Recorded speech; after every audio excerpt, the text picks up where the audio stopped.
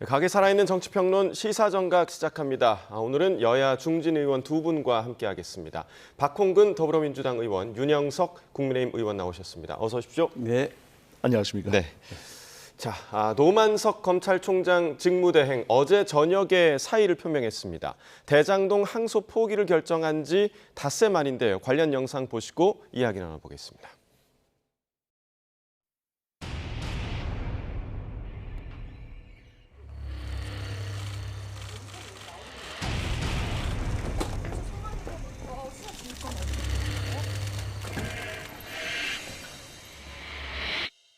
(70년) 검찰 역사의 자존심을 대장동 일당 잡범들에게 팔아먹은 노만석을 강력히 규탄한다.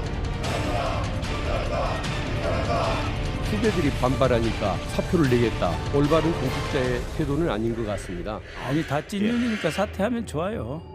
계속 예. 걷어내야 됩니다. 예.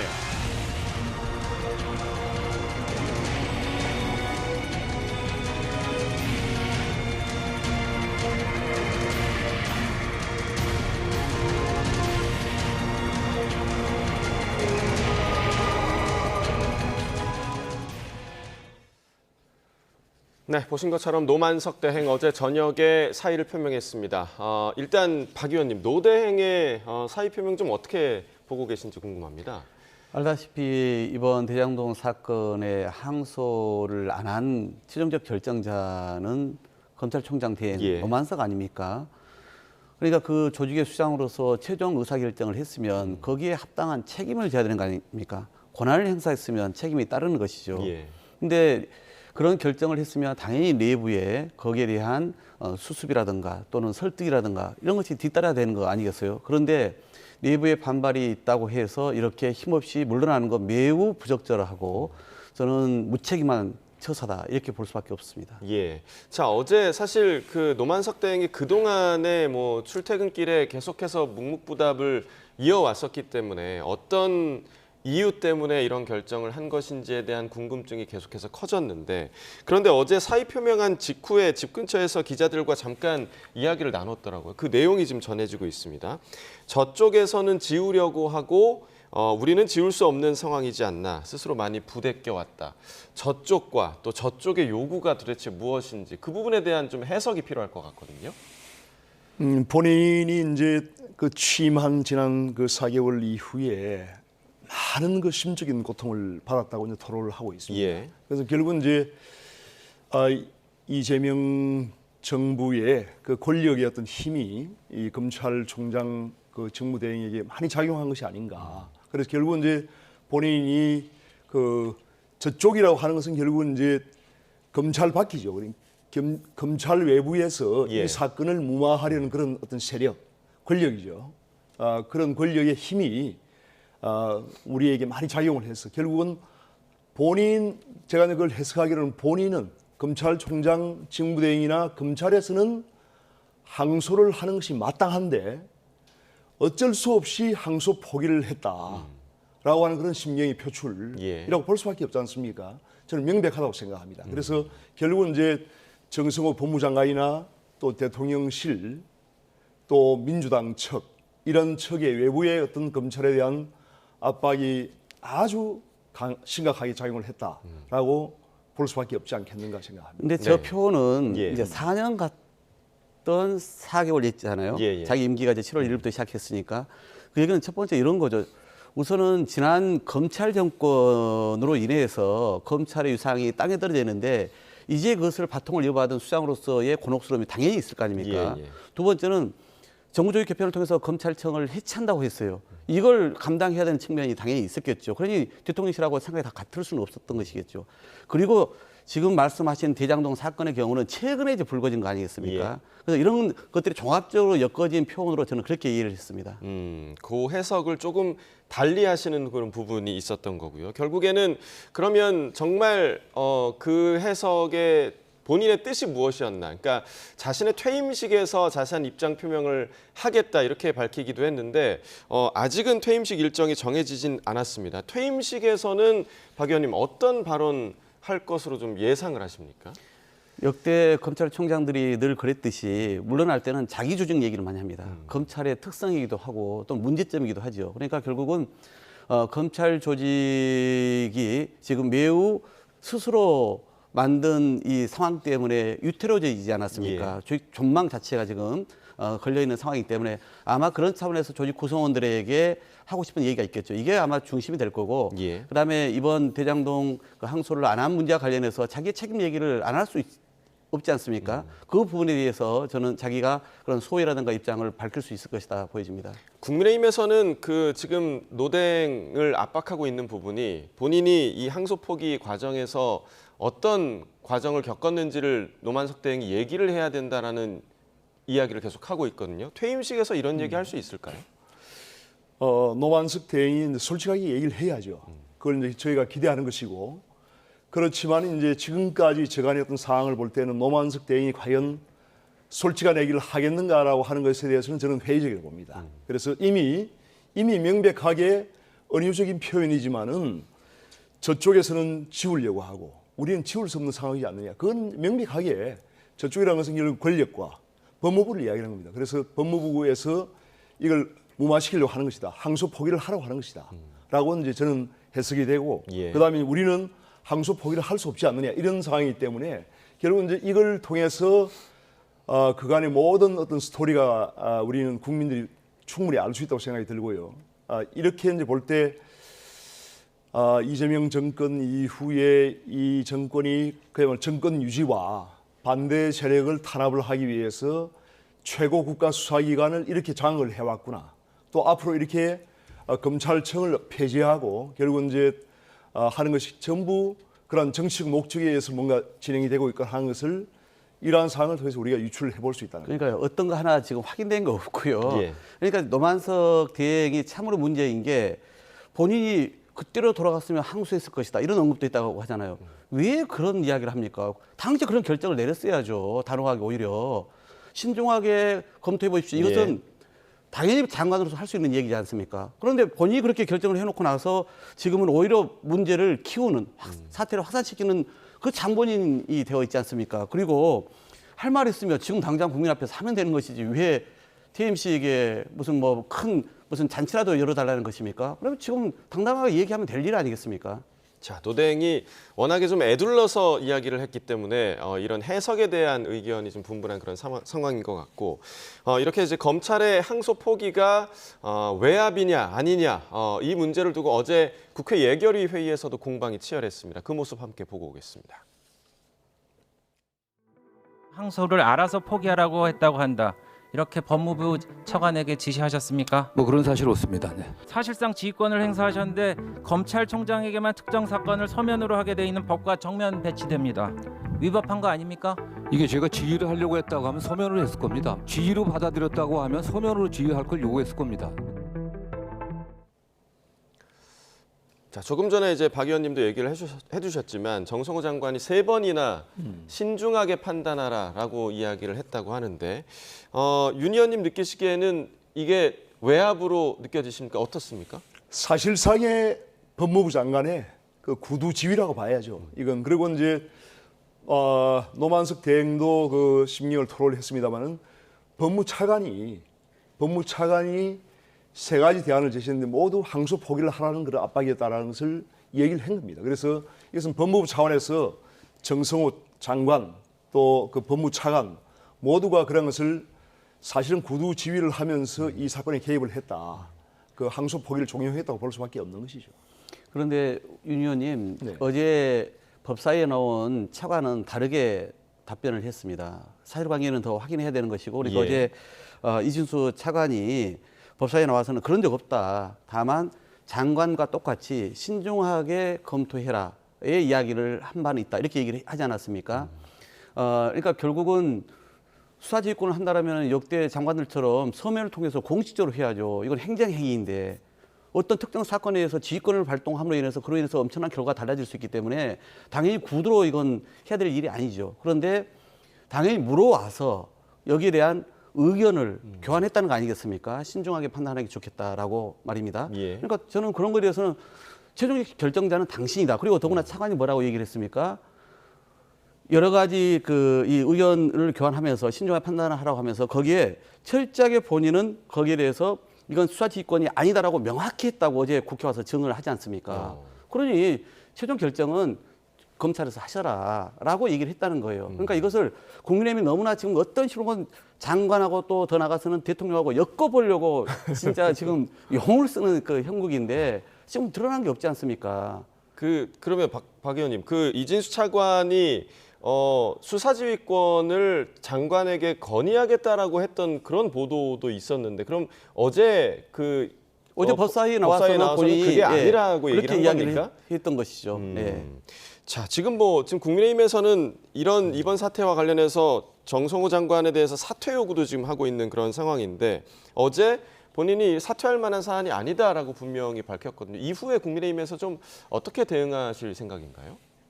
일단 정성호 법무장관의 최근의 그런 행태를 보면은 정성호 장관조차도 지금 대통령실이나 이 권력층으로부터 상당한 압박을 받고 있는 것이 아닌가. 얼마 전에 뉴스를 보니까 정성호 장관이 굉장히 참 평소에 몸이 좋은 분인데 이빨이 다 빠졌다고 할 정도로 많은 스트레스 받고 있다는 거죠. 그래서 결국은 이제 이 항소 포기에 대한 종용도 상당히 제가 보면 정성호 법무장관 본인이 생각은 아닌 것 같아요. 그게 이제 지금 대통령실의 지금 법무라인들, 민정수석실만 해도 이재명 대통령의 전 변호사 출신들이 지금 3명이 있습니다. 법제처장 전 변호사 출신이죠. 국정기조실장 다 지금 이재명 대통령의 이 대장동 사건과 관련된 변호인들이 지금 법무라인을 장악을 하고 있는 겁니다. 거기에 지금 정성호 법무장관도 상당히 뭔가 압박을 받은 것이 아닌가. 그래서 이제 제가 보기에는 지금 법무장관은 대한민국의 법치주의를 수호해야 되는 최일선에 있는 사람입니다. 그런데 그런 분이 이러한 항소 포기라고 하는 초유의 상황이죠. 사실은 이 상황이 이러한 상황이 이재명 대통령이 가장 수혜자입니다. 가장 이익을 보는 사람입니다. 그러한 부분에 앞장서서 했다는 것은 마땅히 이거는 법무장관에서 사퇴를 해야 되는 일이고, 또한 방금 우리 존경하는 박 의원님 말씀하신 대로 사실 구두 개입을 하면 안 되는 거예요. 구두 지위는 불법입니다. 직권남용이에요. 그래서 이게 직권남용을 저희는 했다고 보기 때문에 당연히 이건 탄핵 사유가 되는 겁니다. 그래서 네. 평소에 제가 아는 정성호 장관의 그런 행태를 볼 때는 있을 수 없는 일을 한 것이고 마땅히 이건 사퇴를 해야 해요. 아니 정성호 장관이 어떤 분이세요? 이재명 대통령의 둘도 없는 오랜 직위 아닙니까? 모든 것을 상해왔던 누구한테 압박을 받는다는 겁니까? 오히려 이재명 정부 들어서서 너무나 많은 일을 하려고 지금 이러한 정부다 보니 그래서 이 몸에 오히려 대통령 참모들부터 시작해서 장관들까지 이렇게 어려움을 겪고 있는 것이고, 구두지휘가 아니라고 제가 말씀드렸잖아요. 이것은 사전 의견 교환이었다. 지휘권 행사가 아니라고 하는데 계속 그렇게 국민의힘 쪽에서는 주장을 하고 싶어 하는 것이죠. 그리고 제가 이 말씀을 좀 드려보고 싶어요. 이재명 대통령이 이걸로 인해서 얻는 게 뭐가 있습니까? 지금은 이미 법원에서 재판을 중지시켜놨어요. 그리고 이번 1심 판결에도 연관이 없다고 얘기를 하지 않았습니까? 판단을 하지 않았어요.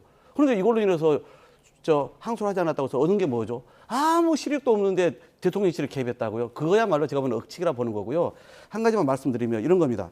오히려 이번에 1차 수사팀이 지금 반발하고 있지 않습니까? 이번에 지금 문제를 삼았던 사람들은 2차 수사팀들이에요. 이 수사팀들은 대부분 윤석열 정권 하에서 잘 나갔던 소위 그런 사람들입니다. 근데 이 사람들이 지금 이 상황을 더 키우고 있는데, 보면은 이 2차 수사팀들은 대장동 수사와 관련해서 증거 조작했던 거 다 확인되고 있지 않습니까? 남욱 검사한테는 배를 가리겠다 이런 얘기까지 했다고 지금 최근에 확인됐잖아요. 그러니까 결국 뭐냐? 검찰이 그동안 이런 항소와 관련해서 너무 기계적으로 해온 거예요. 근데 이것이 비단 이 사건뿐만 아니라요. 제가 국정기획위원회 나가 있을 때 또 마찬가지고 국회에서도 여러 번 얘기했습니다.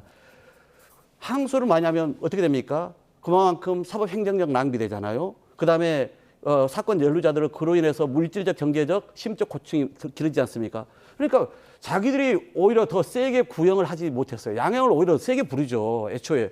근데 검찰이 자기들 무능은 탓하지 않고 오히려 법원이 더 선고를 크게 하는 거란 말이죠, 이번 경우는. 더구나 이번에 항소에 해당되는 요건에 맞지 않지 않습니까? 알다시피 법률을 위반했거나 사실을 오인했거나 더구나 양형이 적거나 일 때인데 양형이 오히려 높게 나왔어요. 검찰이 구형한 것보다. 더구나 검찰 예규에 뭐라고 됐습니까? 중형, 이런 중대범죄 경우는 양형보다 2분의 1 이하일 경우에는 항소를 하라고 되어 있거든요. 근데 오히려 더 높게 나왔으니 그러니 검찰로서는 할 말이 없는 상황이에요. 2차 수사팀 입장에서는. 그렇지 예. 않습니까?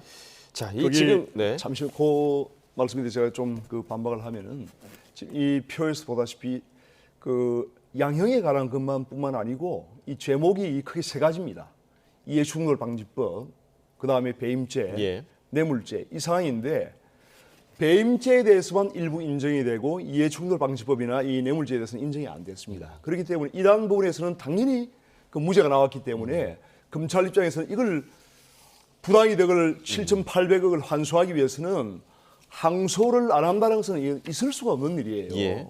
이거는 검찰의 그동안의 관례에도 초유의 일입니다. 그래서 이러한 부분에서 민주당이 자꾸 양형이 좀 높게 나왔다는 걸 말씀하시는데 이 죄목에 대해서 이 죄명의 대부분이 지금 무죄가 나왔기 때문에 이건 당연히 검찰 입장에서는 소명을 하고 그래서 우리가 3심제를 하는 거 아니겠습니까? 1심에서 무죄가 나왔더라도 다시 항소를 해서 2심 또 3심까지 받아보는 것이 검찰의 당연한 의무입니다. 그리고 이제 이재명 대통령이 관계가 없다고 하는데 이재명 대통령은 지금 대장동 바로 이 사건으로 해서 지금 기소가 돼 있고 재판이 지금 중단돼 있지만은 재판은 사법부 판단에 의해서 언제든지 제기가 될 수 있는 거예요. 그리고 이번 1심 판결에서도 이재명이라고 하는 그 이름이 401번이 거론이 된 겁니다. 그래서 이 사건에 대해서 앞으로 이해충돌방지법이나 뇌물죄에 대해서 만약에 유죄가 나온다면은 바로 그는 이재명 대통령 본인이 직접적으로 사건에 관련되는 것이기 때문에 이재명 대통령 자신의 재판에 유죄가 나올 확률이 상당히 높아지는 거죠. 그렇기 때문에 이건 관련이 없을 수가 없는 겁니다. 지금 얘기하신 부분, 그러니까 무죄가 나온 부분은 다툴만 하지 않느냐라는 게 이제 국민의힘에서 계속 얘기하는 부분이거든요. 이 부분은 좀 어떻게 봐야 됩니까? 일단은 기본적으로 이 법원의 판결이 이제 사실관계나 법리 적용이나 이런 데서 문제가 없다라고 봤다는 거 아니겠습니까? 그런데 이제 양형에 있어서의 문제 때문에 이게 이제 결국은 이번에 항소를 못하는 그런 이유로 작동한 것이라고 보여지는데 그런데 지금 이제 말씀하신 이제 계속 국민의힘이 지금 그 7,400억 이 7,800억. 계속 이걸 이제 범죄 수익이다 이렇게 얘기를 계속 하고 있고 그걸 다투어야 되는데 이걸 지금 못하게 된 거 아니냐 이 말씀하시잖아요. 근데 참 납득이 되지 않는 게 이렇습니다. 이게 이제 부패 재산 몰수법에 근거해야 되거든요. 그런데 이거는 사기나 행정이나 지금 말씀하신 배임이나 이런 것은 이 몰수 그 몰수 대상입니까 아닙니까? 아닙니다. 그러니까 법에 의해서는 그렇게 규정이 되어 있어요. 그러니까 피해자가 소송 능력이 없는 경우에 이 경우에는 국가가 환수 추징을 할 수 있도록 되어 있는 거예요. 지금 법안이. 그러니까 성남도시개발공사는 당연히 지금 소송을 하고 있지 않습니까? 그렇기 때문에 2천억 가압류를 추진하고 있는 것이고 그러니까 여기에 해당되지 않는 것이다라고 보는 것이죠. 그리고 이 7,400억이라고 하는 그 이 숫자 저는 계속 국민의힘이 그걸 막 키우는데 저는 매우 의도적이라고 생각을 해요. 보십시오. 그러면 이 7,400억이라고 하는 게 모든 수익이 다 범죄 수익이냐? 그럼 제가 이렇게 오히려 되묻고 싶습니다. 박근혜 대통령 때 삼성이 여러 가지 그 소위 국정농단에서 배임죄 유죄를 받지 않았습니까? 그러면 그 이후에 삼성이 그로 인해서 엄청난 경제적 이득을 지금 취하고 있어요. 이게 다 범죄 수익에서 국가가 지금 환수할 겁니까? 되묻고 싶습니다. 그렇지 않다는 거예요. 또한 당시에 과천이라든가 용인에 대장동보다 오히려 더 그러니까 대장동 그나마 개발 이익의 50%를 성남시가 환수했어요. 공공의 이익으로 가져왔단 말이에요. 그런데 한 푼도 1원도 가져오지 않은 사례가 과천이나 용인에 한번 보십시오. 그렇게 많습니다. 그러니까 오히려 돈 1원짜리라도 이재명 대통령이나 그 측근들에게 들어왔다는 것이 확인됐다면 그러면 여러 가지 의혹을 가질 수 있죠. 전혀 그런 것도 없이 오히려 아까 말씀드린 것처럼 2차 수사팀들이 증거 조작과 협박을 통해서 자기들이 유리한 대로 수사를 끌어온 사안 아니겠습니까? 그런데 이것을 다시 지금 문제를 짚어보려고 국민의힘과 그 친윤 속에서 윤석열 대통령의 그 검찰 정권 안에서 호의호식했던 그런 특권을 누렸던 사람들이 지금 이 상황을 키워가고 있는 것이다 이렇게 보는 거예요. 지금 제가 이제 그 좀 더 상세히 말씀드리면은 말씀하시죠. 그 부당이득이 이제 대장동으로 인한 부당이득이 7,800억이고 7,800억 중에서 부패재산 그러니까 범죄 수익으로 얻은 것이 4,800억이라고 지금 기소가 된 겁니다.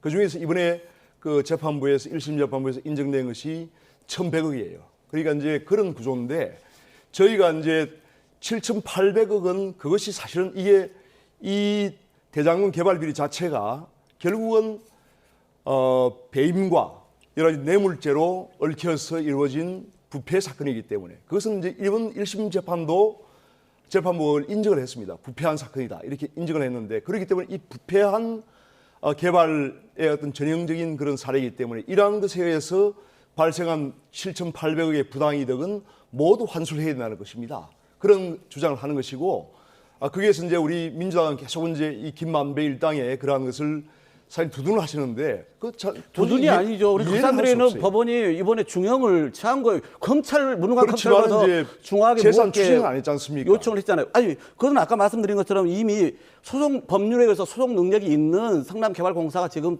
소송을 진행 중에 있다는 것이고, 그다음에 아까 말씀드린 것처럼 민사 소송을 말씀하시는 것 같은데 또 마찬가지로 지금 그 가압 유출을 이제 하면서 그걸 하고 있다는 거 아니겠습니까? 그러니까 민사를 통해서 또 할 수 있는 부분이 있는 것이고, 그러니까 법률의 근거에서 이것을 대응을 해야 되는 것이지 이번에 이 항소가 안 되면서 모든 것이 다 무효로 끝났다라고 그것이야말로 제가 보는 너무나 정치 선동을 하고 있다 이 얘기입니다. 사실은 이제 그 1심 재판부도 민사 소송으로 이걸 환수하는 것은 사실상 심히 곤란하다고 판시를 했습니다.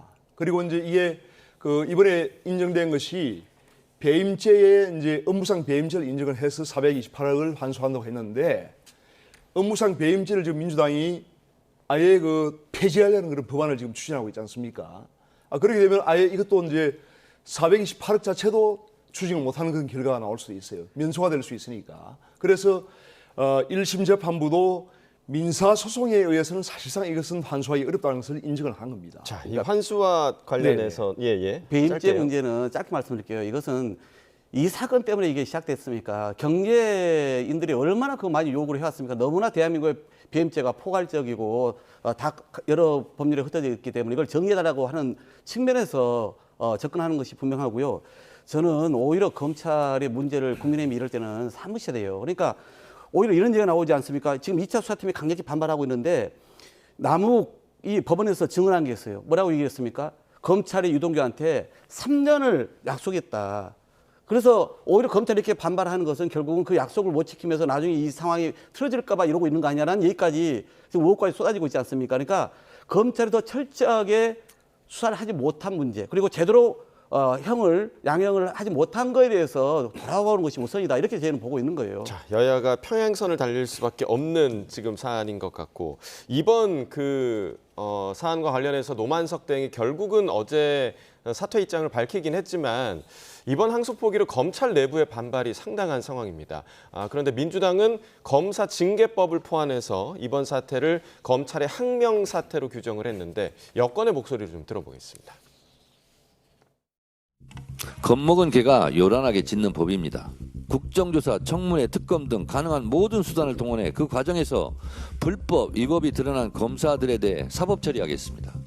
정치검사들의 반란을 분쇄할 것입니다. 항명 검사들은 국가공무원법에 따라 해임 또는 파면의 징계를 받도록 하겠습니다. 우리 노무현 대통령 검사 어디 할 때부터 제발 대들어라. 사표 좀 내봐라. 아니면 한번 제대로 붙어보자. 근데 이 사람들이 그렇게 안 해요. 그래요? 항상 교활하게 덤비들 해가지고 여론 장사하고 수 가라앉고 빠지고 가만히 있다가 때 되면 또 바퀴벌레처럼 올라오고. 아니 다 찐년이니까 사퇴하면 좋아요. 계속 걷어내야 됩니다. 또 올라면 또 걷어내고 또 올라면 또 걷어내고 그러면 고맙죠. 자, 검찰 내부 반발과 관련해서 지금 민주당은 상당히 강하게 나오는 모습입니다. 그러니까 검찰 징계법까지 얘기가 나오고 있는데 이 부분 좀 어떻게 보고 계십니까? 검사들에는 협박이죠. 결국 협박이고 이게 이제 민주당이 드디어 정말 이 국가 최고 수사기관을 말살시키겠다. 말살시키고 결국은 민주당 그리고 현 정권의 입맛에 맞는 수사기관을 창설하겠다. 이제 공수처도 이제 그렇게 창설된 거 아닙니까? 결국 이제 이렇게 해서 사실 민주당이 또 이재명 정권이 정권 유지와 또 자기들 입맛에 맞는 사람들만 도와주는 이러한 그 수사기관을 만들겠다 하는 그런 얘기로밖에 전혀 들리지 않습니다. 이번에 그 노만석 대행 이재명 대통령이 임명한 사람이에요. 중앙지검장 그만두지만 이재명 대통령이 임명한 사람입니다. 왜 이 사람들이 친윤이에요? 그렇지 않습니까? 전부 자기들 입맛에 맞지 않으면 자기들한테 반기를 다 친윤이다. 이렇게 매도하면서 결국은 검찰 조직을 다 죽이려는 거죠.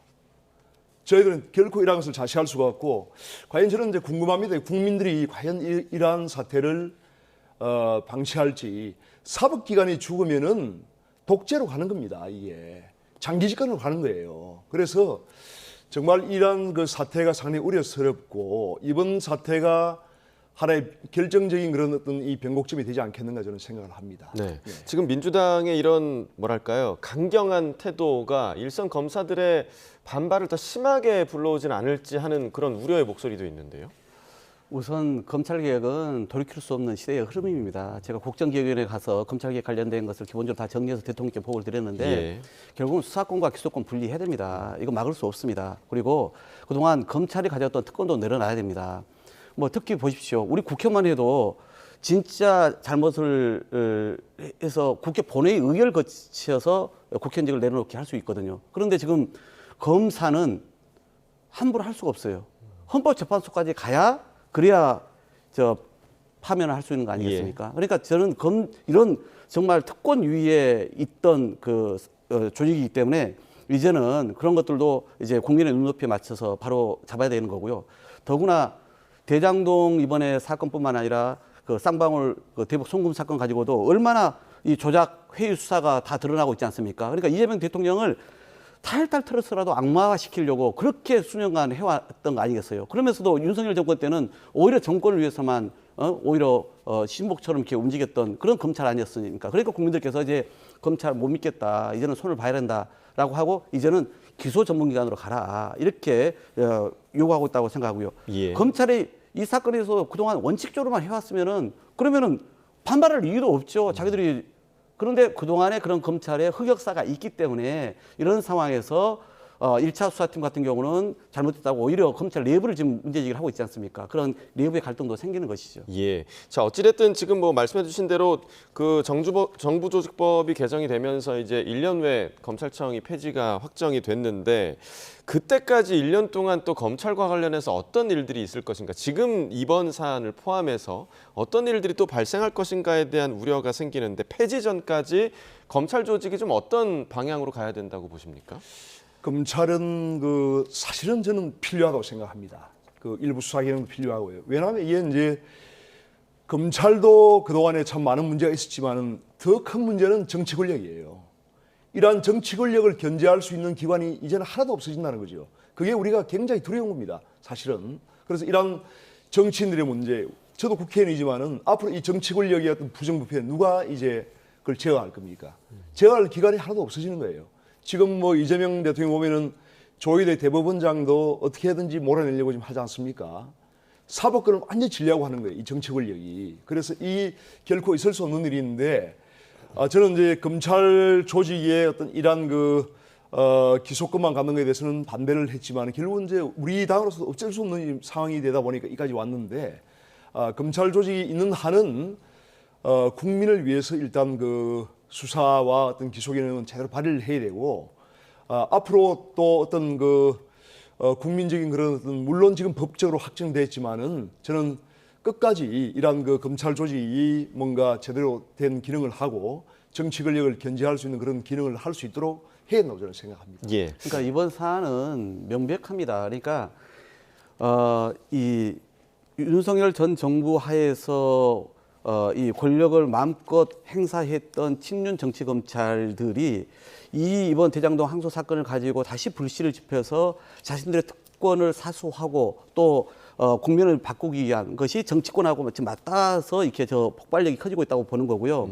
물론 이 과정에서 좀 더 섬세하게 이 상황을 관리하지 못한 부분이 검찰과 또 정부 안에 법무부 안에 있었다면 그건 뭐 우리가 더 확인해서 바로잡으면 될 일입니다. 그러니까 결국은 검사 전부의 문제를 저희가 얘기하는 게 아니지 않습니까? 그동안 그런 정치 검찰의 행태를 문제를 삼는 것이고 그래서 우선은 검찰은 이제는 해체가 불가피하기 때문에 자신들의 과거를 국민 앞에 있는 것들을 먼저 드러내고 반성하는 것을 먼저 해야 되는 거고요. 그러면서 향후에 정말 그동안 윤석열 항소는 포기했고 김건희를 다 봐줬고 이런 거에 대해서 국민들은 여전히 지적하고 있는 거거든요.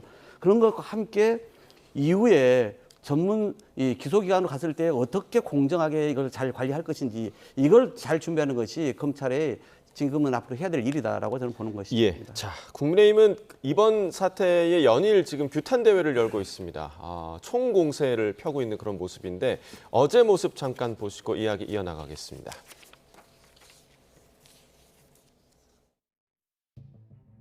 항소 포기는 공소 취소로 가기 위한 시작에 불과합니다.